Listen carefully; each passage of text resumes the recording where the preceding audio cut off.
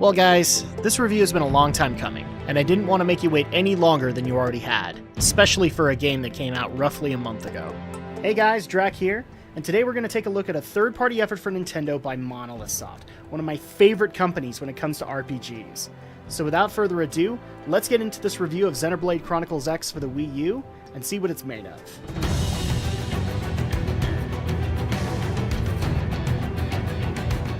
So real quick note here, as of writing this review, I am roughly 25 plus hours into the game, and about 2/3 into the story of it.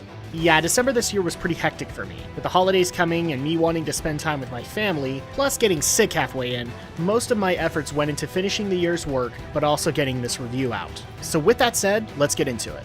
The story begins with Earth being destroyed, as it was caught in the middle of a battle between two warring alien races. Thankfully, some survivors were able to make it off-world on a ship called the White Whale, and began to search for a new home.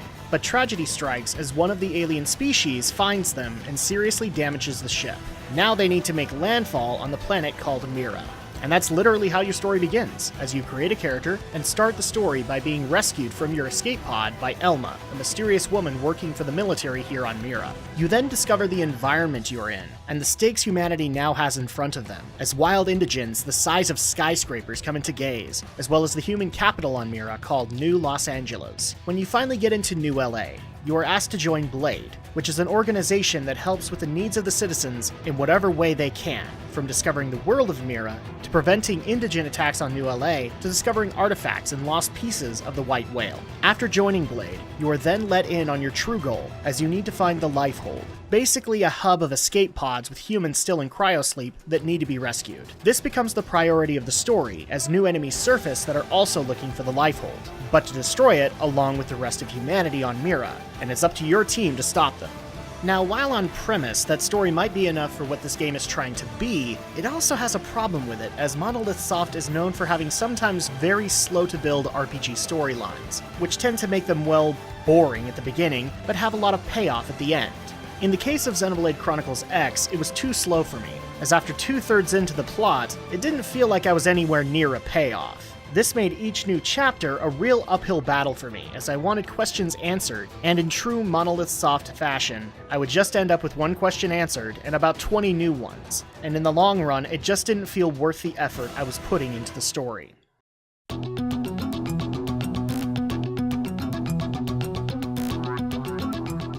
From a graphical standpoint, this game is outright gorgeous for a Wii U title. There were a lot of times I lost track of time just exploring Mira and needing to finish objectives. The world of Mira is vibrant and alive in more ways than one, as even the land itself feels alien and yet almost like Earth. But the real showstopper of Mira is obviously the indigens. Now, indigens are the wildlife of Mira, and here, survival of the fittest reigns supreme. As you can tell, for most species there is a usual size and strength to them.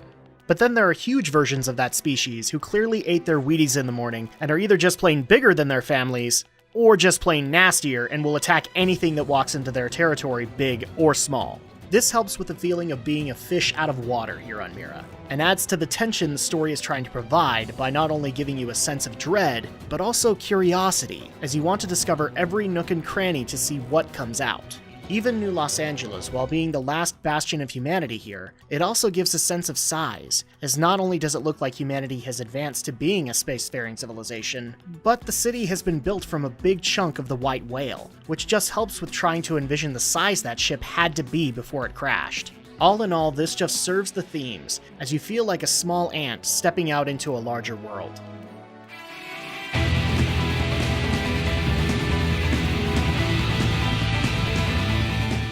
Now, before I get into the gameplay, I feel I need to explain something. I'm a big fan of the Xeno series by Monolith Soft. I've played all of them back to Xenogears on the PS1, to the Xenosaga series on PS2. Heck, to people who follow my channel, they know that I mention I have a big stack of games I'm making my way through, and one of the games in there is Xenoblade Chronicles for Wii, which I'm still excited to play. That being said, the gameplay here was very disappointing to me. While discovering Mira is fun, the combat is where I frown the most, as it feels very sluggish. And in some cases, I just got impatient waiting for an enemy's health to hit 0 so I could get back to exploring. Now I'll admit, I'm used to the JRPG style combat used in the previous Xeno iterations, but to me this system just felt like at first they wanted to make an MMO, and decided halfway through that it'd be too hard to explain how this one would be different from the rest, and then just put it back together again in a half-assed way. For example, when you enter combat mode, you have to scroll through your abilities and then press B to activate them, then move to the next one. Now, just by me explaining that to you, how fun does that sound? I looked everywhere to see if you could map the abilities to buttons on the Wii U gamepad, but for not, and I just don't understand why. Combat could be much more fluid and more involving if I could just map my sword attack to one button and gun to another. But instead, I just have to scroll through them and then wait for their cooldowns to elapse before I can do it again, which means nothing to me but pure tedium. Another reason that I think combat was meant to be more than it was is that, like with most MMOs out right now, the combat is based around buffing your character and debuffing your enemies. But a new player wouldn't understand this concept unless they read the manual word for word like I had to when I got bored that combat was taking too long. This could have been implemented better if, while explaining combat in a tutorial, they explained this concept right there with it. And while I'm not the biggest fan of over-tutorializing games this day and age, this is a tutorial that was sorely needed. And I don't understand why it isn't in there when you're starting out in the game from the get-go. The final piece of the gameplay I also want to bring up is the skells. What is a skell, you might ask? These are mechs that you have seen other characters use in the game, and eventually you can earn a license to pilot one yourself to help in your adventures. However, in order to get this license, you have to get through half of the chapters in the story and do a bunch of tasks that may or may not be tied to quests in the game to get access to it. This guarantees that you have to play the game at least 20 hours to get access to your own skell, and for the work you had to do, it honestly wasn't worth the effort. Now, coming back to my love of the Xeno series, one of the ways it defined itself among all other RPGs at the time was the fact that you could pilot mechs. So not only did you have to level your character in some cases, but you also had to get the money to properly upgrade your mechs to move through the story. While that may sound like busy work, the games didn't make it feel like that, and in some cases it was just as rewarding as leveling your character, as it gave you new abilities to use in your mech. Now in this game, the skells just feel like you in a bigger body, which is a big disappointment to me, as some actual effort was put into the enemy skells you come across in the game, and just made me feel like the devs at Monolith Soft gave up at some point, and just decided to generalize them for the humans as if to make them look weak to the other races you encounter. If I got a skell from the beginning and was able to build it up along the way, I don't think I would have minded the generalizing, but as this is the case in the game, I don't think I'd recommend anybody to put the effort into getting them.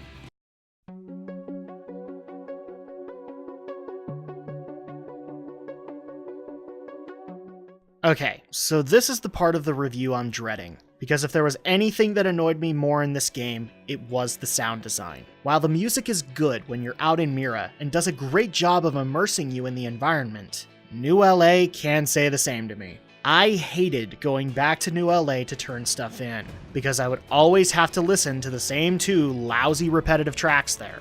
Both annoyed me to no end. And what was worse is that when you had to turn stuff in, you also had to get other quests in the meantime, which took even more time for those songs to inch their way into your ears. But that's okay, because usually the voice acting can cover for that, right? In this case, not so much. I mean, I didn't have a problem with people's performances, they were okay at most, but the dialogue got very repetitive and dull. For example, every time you start a new chapter, they always begin when you're about to cook lunch, which means the character Lin is going to cook it, which also means that a walking potato named Tatsu will want to help, which means Lin will make the same stupid joke about how since he's annoying, she wants to cook him for lunch, which results in the same tired-ass argument between them and That may have been funny the first damn time it happened, maybe, but 11 other times? What makes it even worse is that the voice acting can't save the audio here. Why, you may ask? Because whomever did the audio design did a crappy job. After about Chapter 2, every time there was a cutscene, you maybe could hear the first 2 minutes of tedious dialogue, then the music would come blaring in and drown them out. Seriously, that's a mistake that should be caught before your game comes out, not after release. Now I may seem a little harsh on this, but the bottom line is I expect better from all the devs involved on this. And in my opinion, stupid mistakes like this should happen maybe once in the game. But like I said, after Chapter 2 and even into side missions, this crap happened. But wait, Drak! Maybe your audio was wonky. Nope, I checked every time it happened, and the settings never changed. So no, Internet, it wasn't me. It was the game.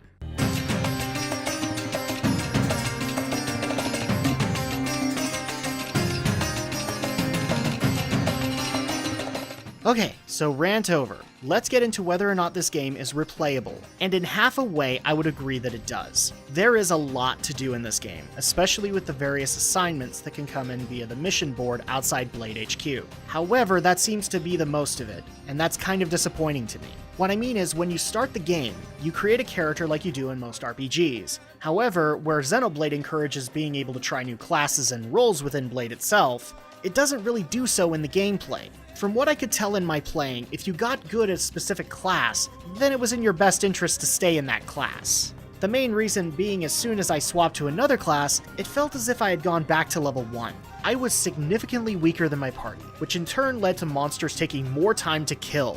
And it wasn't like I was poorly geared on my character either. So my resolution is that it's half and half. While there is lots to do, where this game boasts stepping out of your comfort zone, I would dare say it in fact doesn't.